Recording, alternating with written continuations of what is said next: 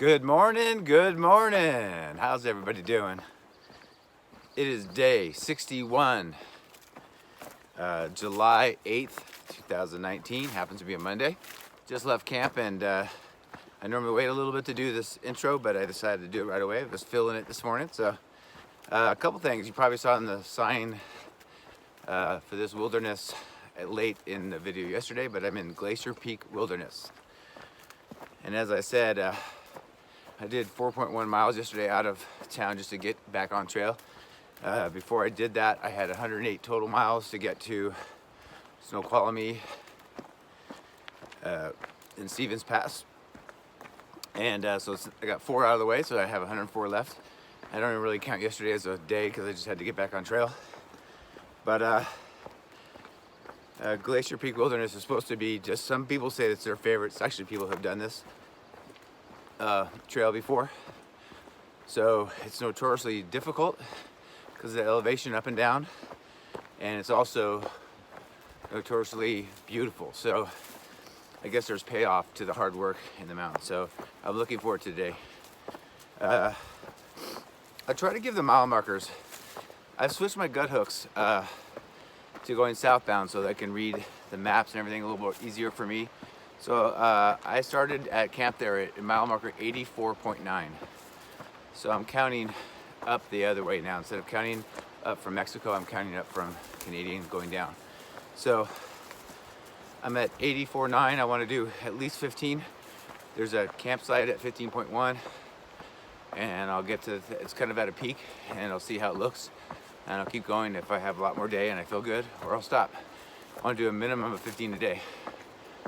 I'm starting at about 2,100 feet.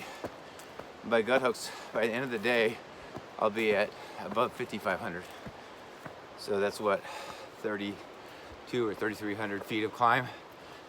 I've done that in a 3-mile section, 4-mile section. So to do over 15 miles isn't bad.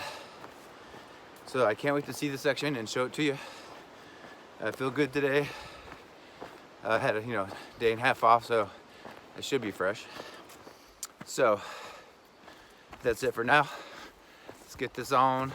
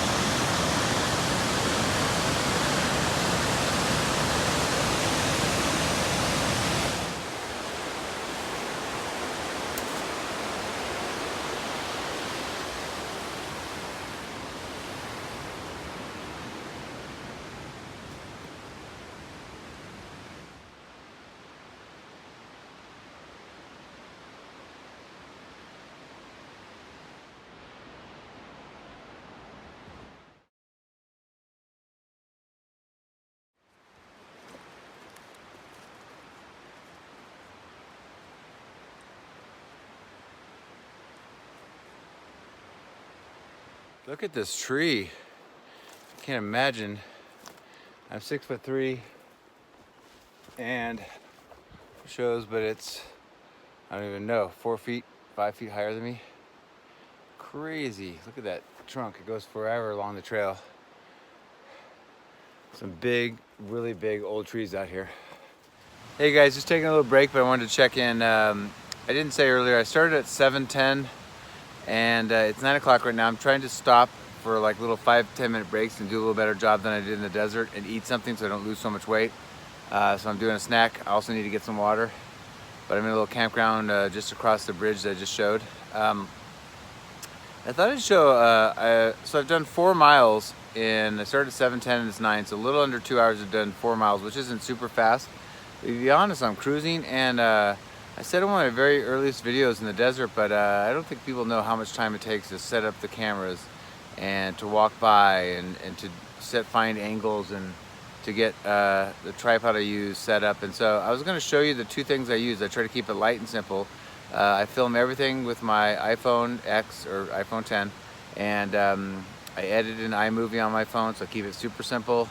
And I want to show you, I have 2 things that I use to film with that holds my phone. So let me show them to you now. Okay, so the first thing I have is called the stick pick. This is what I do my good morning and selfie kind of things with if I'm not holding my phone in my hand. It's very simple. It's just really the main part is this plastic thing. It's called the stick pick. And you can get it online.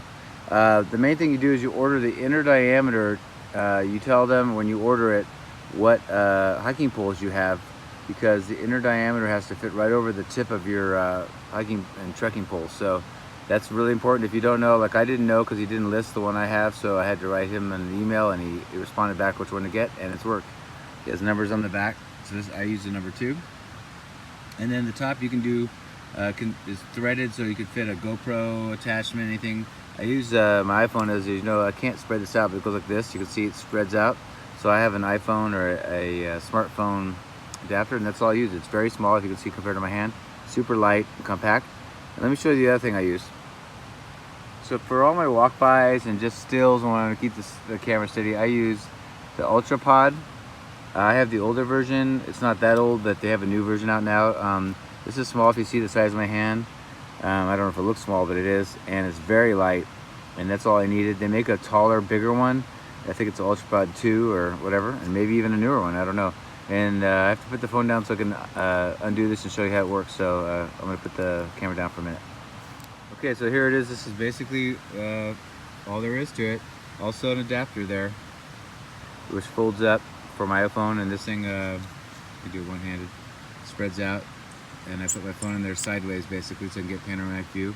But what's great about this is this thing tilts and you can tighten it, but sometimes you're on a side slope, but you can still make this straight, so when you're doing panoramic, it's level. So you can, when it's on a side slope, you can bend it like this and still have the camera straight. So it's very simple to use. This was actually given to me by Lucky Strike. Thank you, Lucky. And I'm just loving it. And both these 2 things fit in my waist belt pocket on the right side. That's what I use. And it's very simple.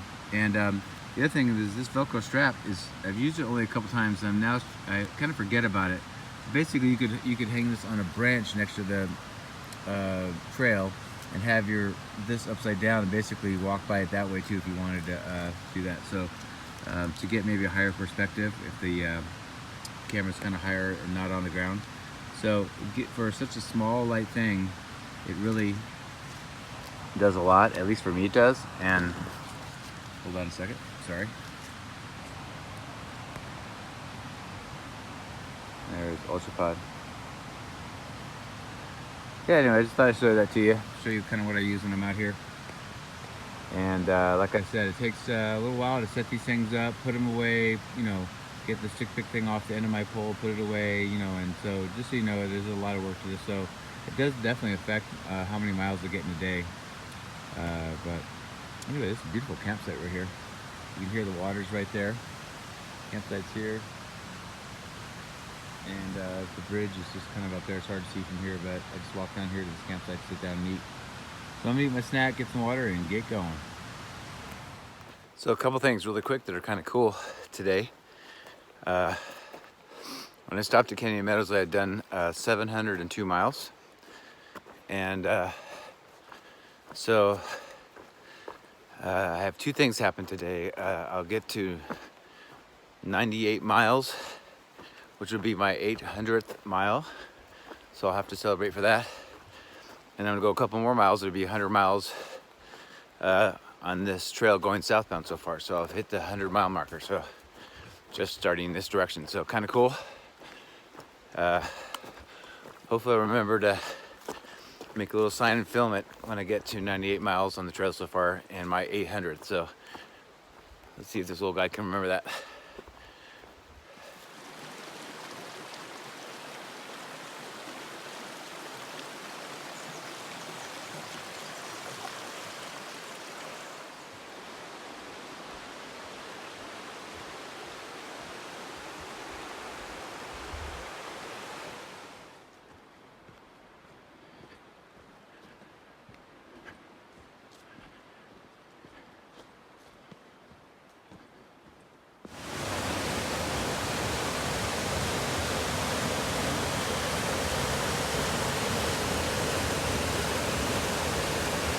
Oh man, that was like scary and exciting all in one. I don't think I got in video. I'll have to check it and I'll put it on here if I got it. But yeah, I was sitting super quietly on the end of a log for just like 1 minute to look at gut hooks and kind of evaluate where I want to stop. And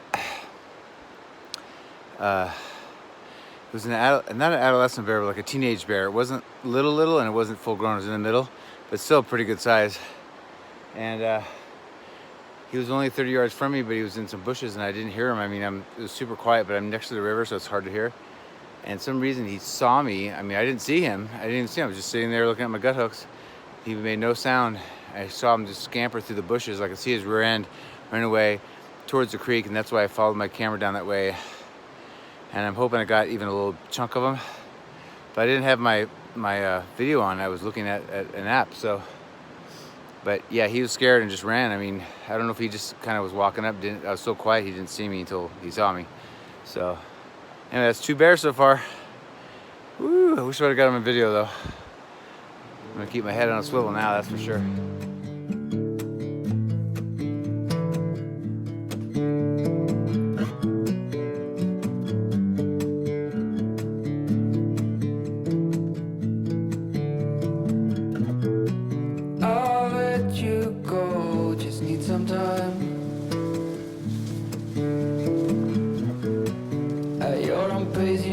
Find your way.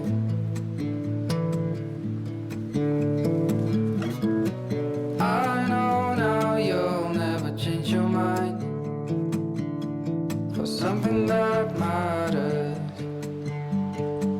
to me.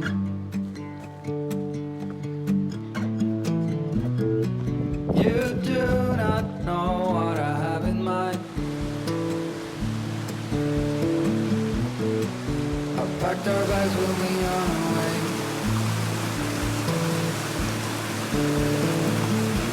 Night was long as I waited without a sign. 'Cause I know what matters to you. But what do you want? What's your biggest need? Every hour we spend together, then suddenly the chances are small, just like the lottery.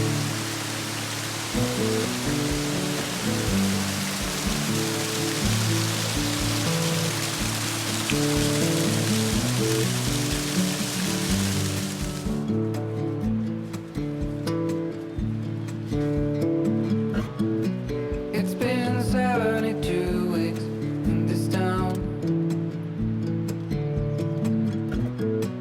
I still believe I'll see you again.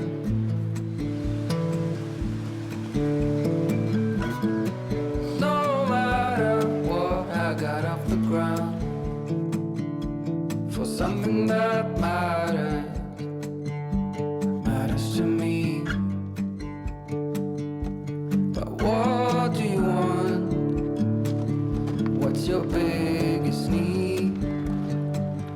Every hour we spend together, then suddenly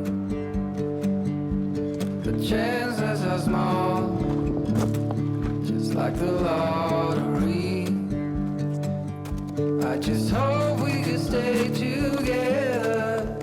We wait and see, but the chances are small, just like the lottery. So I I've been working my way up this valley for, I don't even know, since I left camp. Over there you can see, looks kind of grayish, hazy, is rain. It's actually sprinkling on me too, so hopefully it doesn't get too rainy. Came up all the way, Steakin, the lake somewhere down there, came up, camped way down here, Cummins Valley, then came up here. I thought at first that brown side of the hill there was the beetle that's been killing trees. But actually at the bottom, when I showed you in a video where I did cross the log, there was some kind of fire. It might have been a campfire, I don't know, but it went up the side of that hill. And that's thankfully the only area that burned, but yeah, at first it looked like beetle, but it's all burnt. But man, this is stunning. Got about 5 or 6 miles to camp, and it's about 1:45.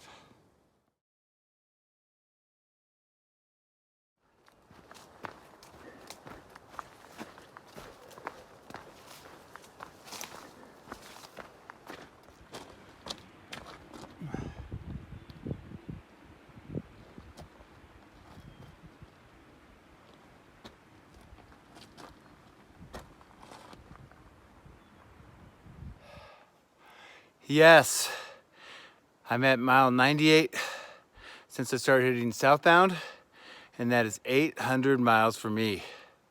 I've got to get over the steep hill, so I was gonna put pine cones or something, rocks. There's nothing here. There's tons of trees, but no pine cones, no rocks, so I don't have to make 800 out of it, but 800, baby.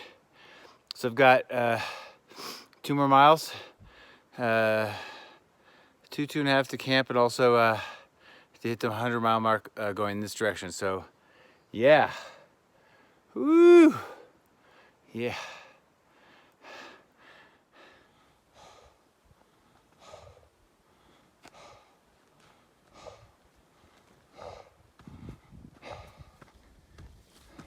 Yes, I made it to the top of the SoBo Pass. Holy crap, was that hard. I am beyond spent. I pushed myself beyond what I thought I could do. I've got, I don't even know, about, half a mile. But on gut hooks, they say there's an epic, gorgeous camp spot. Only one, and room for 1 tent or 2 people cowboy camping. And I'm taking the risk. There were some camping spots right here, not the greatest, but there were some. I really could use an awesome campsite after how tough today was. So let's check it out.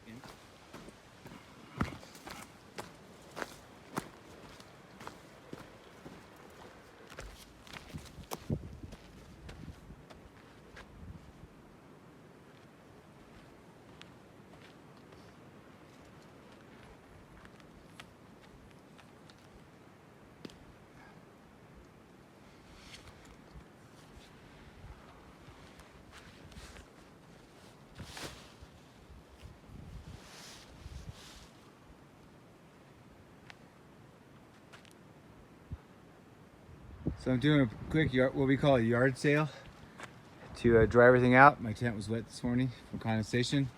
Didn't rain or anything, but there's gonna be my spot. Gut Hooks talks about this being an incredible, amazing spot. I'm gonna show you the view here. It's kind of blowing me away, to be honest with you. Hope you can see with the sun, but look at that in front of me. This is my view from my tent. Look how much snow is up there. And I have more, I'm just showing you one part. That's the main view at the front door. The side view isn't that bad either. Kind of come over here. The tree's blocking a little bit, but see up there? Pretty amazing. So yeah, that's my view tonight. Who needs TV, right? I'm just gonna give you a panoramic here.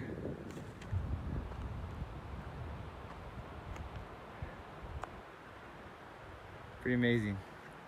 All from that spot.